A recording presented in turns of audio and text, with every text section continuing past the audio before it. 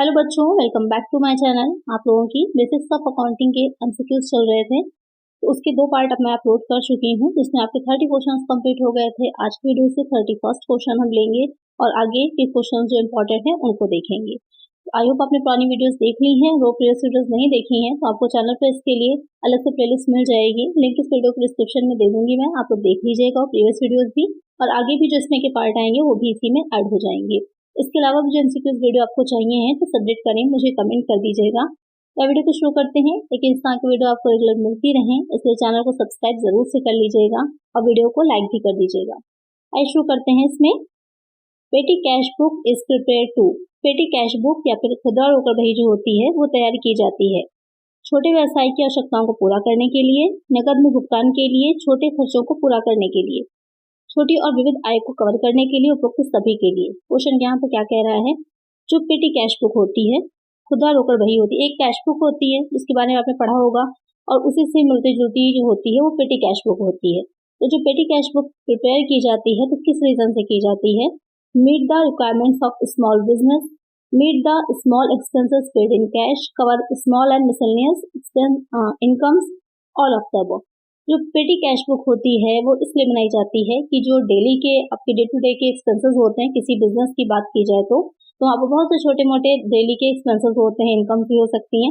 तो जो इस तरह के एक्सपेंसेस होते हैं, अब उनको डायरेक्टली अगर आप मेन कैश बुक में लिखेंगे तो आपका काम बहुत बढ़ जाएगा। इसलिए क्या होता है, एक पेटी कैश बुक खुदरा रोकड़ बही रखी जाती है जो ये काम करती है कि इसमें जो डे टू डे के एक्सपेंसेस होते हैं, इनकम से उनको नोट डाउन किया जाता है, जिससे कि हमें ये आइडिया लग सके कि कितना हमारा डे टू डे का एक्सपेंसेस आए हैं और उसी के अकॉर्डिंग हम कैश बुक में आगे एंट्री कर सकें। तो ये किस लिए प्रिपेयर की जाती है? तो ये तीनों ही ऑप्शंस आपके करेक्ट हो जाएंगे। तो करेक्ट आंसर होगा option D, all of the above, सभी के लिए।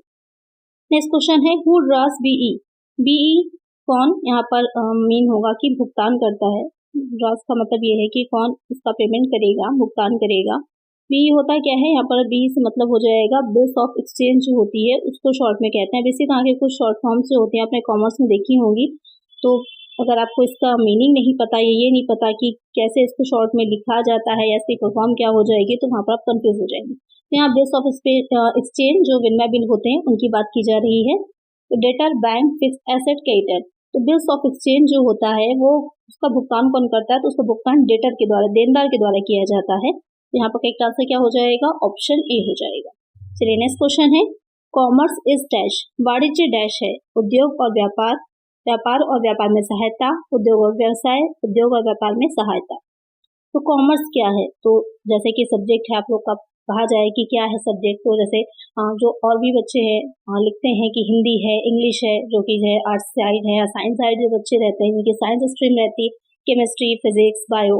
लेकिन जो कॉमर्स से रिलेटेड होता है, जो बीकॉम कर रहे हैं तो उनका सब्जेक्ट जो हो जाता है वो कॉमर्स हो जाता है, या जो बीबीए कर रहे हैं या एमबीए है उनका सब्जेक्ट मैनेजमेंट हो जाता है। तो यहाँ पर कॉमर्स जो है कहा जाए तो अपने आप में बहुत ही इसका अगर स्कोप की बात की जाए तो बहुत ब्रॉड है, इसमें बहुत सी चीज़ें शामिल हो जाती हैं। तो कॉमर्स यहाँ पर क्या है?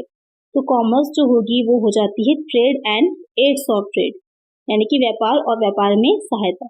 तो व्यापार जो बिजनेस होता है वो इसमें शामिल किया जाता है, और उसके साथ में जो उसकी सहायक क्रियाएं, जो उसकी एक तरह से कहिए कि जिसके थ्रू ही वो बिजनेस अच्छे से काम कर सकता है, जैसे कि बैंक है, इंश्योरेंस है, ट्रांसपोर्ट है, वो सब भी इसी में शामिल की जाती हैं। तो कॉमर्स में क्या आ जाएगा? Trades and aids to trade. चलिए नेक्स्ट क्वेश्चन है in double entry system every business transaction effects. दोहरी पृष्ठ प्रणाली में प्रत्येक व्यावसायिक लेन देन प्रभावित करता है एक ही खाते के दो पक्ष को, दो खातों के एक ही पक्ष को, केवल दो खाते, दो या अधिक खाते, यानी कि two sides of same account, the same side of two accounts only, two or more account. बहुत अच्छा क्वेश्चन है। आपको पता है कि डबल एंट्री सिस्टम क्या होता है, लेकिन तब भी आप इसमें कंफ्यूज हो जाएंगे। तो दोहरी पृष्ठ प्रणाली में आप क्या करते हैं?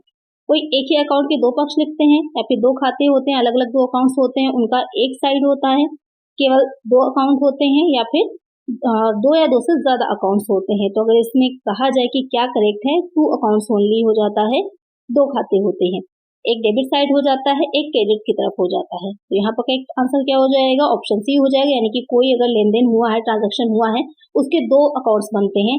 एक अकाउंट, आप तीन जो उसके टाइप्स हैं मेनली अकाउंट्स के, थ्री टाइप्स होते हैं, पर्सनल, नॉमिनल और रियल। तो उसमें क्या रहता है कि कोई भी आपने ट्रांजेक्शन किया है, कोई व्यवहार हुआ है, तो उसके दो साइड इफेक्ट करते हैं आपके, क्या वो एसेट रिलेटेड हो सकता है या फिर एसेट और एक साइड एसेट इफेक्ट हो रही है, दूसरी साइड में कैश या फिर जो है कहा जाए एक्सपेंसेस हो रहे हैं, तो दो पक्ष हो जाते हैं, दो उसके खाते इफेक्ट करते हैं। तो करेक्ट आंसर यहाँ पर क्या हो जाएगा? ऑप्शन सी हो जाएगा।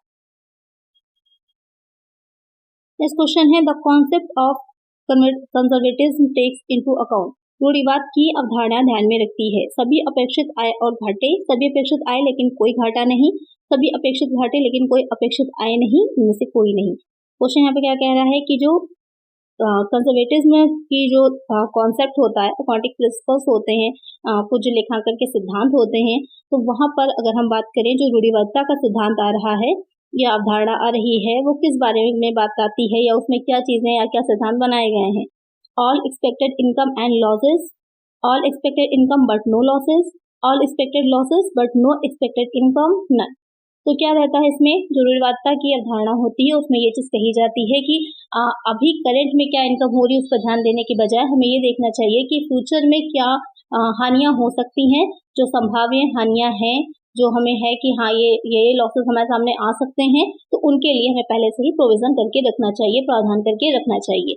यानी कि अगर सीधी एक लाइन में बोले कि क्या है कहा जाता है इस अवधारणा में, तो ये कहा जाता है कि लाभों की चिंता ना करें, भविष्य में होने वाली हानियों का प्रावधान करें। तो यहाँ पर इसमें क्या चीज आ जाएगी, कौन सा पॉइंट इसका करेक्ट हो जाएगा, तो ऑप्शन सी हो जाएगा, all expected losses but no expected income. यानी कि क्या हमें आय मिलेगी, हम वो एक्सपेक्ट ना करके ये देखें कि क्या एक्सपेंसेस हमारे हो सकते हैं, क्या लॉसेस हो सकते हैं, उनके लिए हमें पहले प्रोविजन करना चाहिए।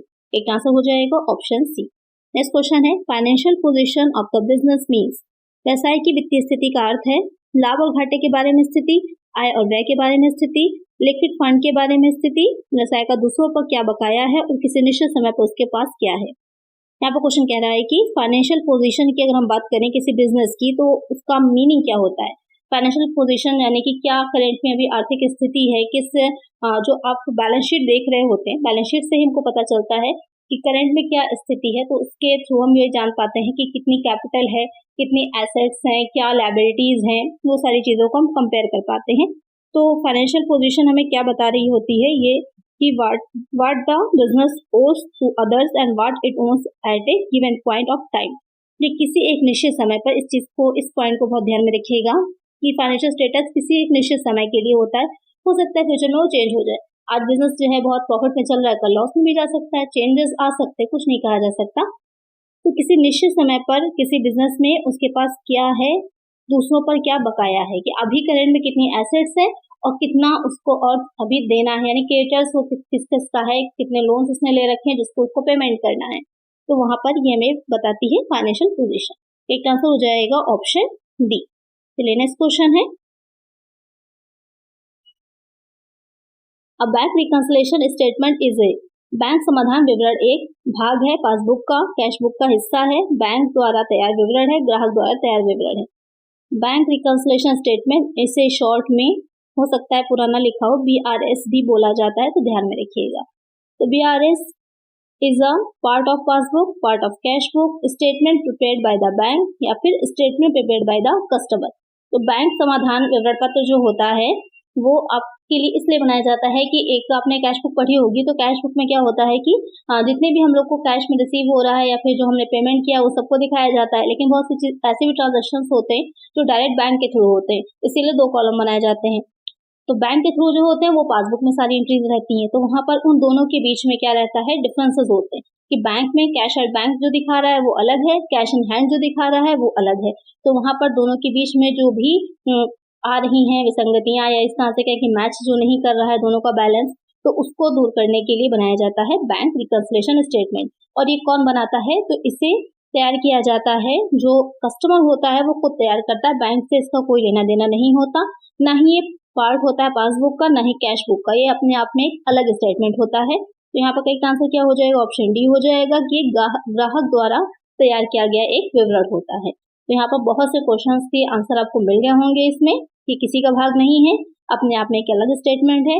कौन तैयार करता है, जो कस्टमर होता है वो खुद तैयार करता है, या और किस लिए तैयार किया जाता है, जो कैश बुक और जो पासबुक है उनके बीच में जो भी डिफरेंसेस आ रहे हैं जो बैलेंस दिखा रहा है उसके डिफरेंसेस को दूर करने के लिए इसे तैयार किया जाता है। तो आपको क्लियर हो गया होगा बैंक रिकंसिलिएशन स्टेटमेंट के बारे में।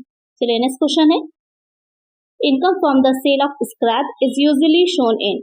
स्क्रैप की बिक्री से होने वाली आय को आमतौर पर दर्शाया जाता है लाभ और हानि खाते में, ट्रेडिंग खाते में, विनिर्माण खाते में, उपरोक्त सभी में। तो यहाँ पर जो स्क्रैप है उसको सेल किया जा रहा है, तो उससे जो इनकम होगी उसे हम किस अकाउंट में दिखाते हैं, ये क्वेश्चन कह रहा है। तो उसे हम क्या दिखाएंगे, कहाँ पर दिखाएंगे, उसे हम प्रॉफिट एंड लॉस अकाउंट में दिखाते हैं।